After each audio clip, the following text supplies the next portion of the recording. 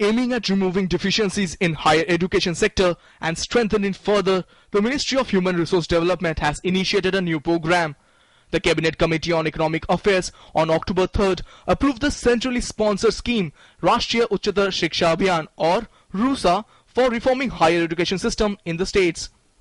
The total cost of RUSA covering 12th and 13th 5-year plan is estimated to be around 98,000 crore rupees.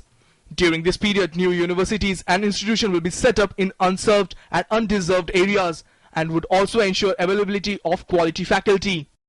So by the end of the 13th plan, our hope is that we will have created 278 new universities, 388 new colleges, that we will convert 266 colleges to model degree colleges, particularly in educationally backward districts, that RUSA will be actually giving grants to all the state universities, that's about 350 of them, and about 8,500 colleges, and that we would be paying for about 20,000 faculty positions during both these two plan periods.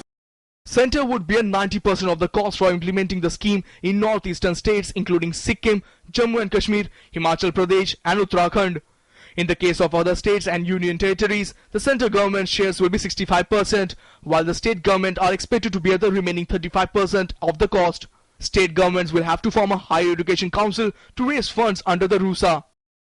96% जो students हैं वो state universities और state colleges में पढ़ रहे हैं.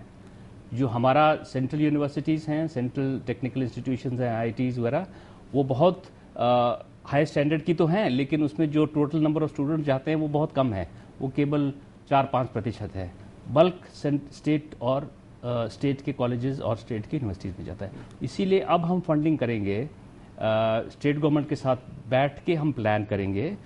One of the major objectives of the Rashtriya Uchchatar Shiksha Abhiyan is increasing enrollment rate in higher education institutions.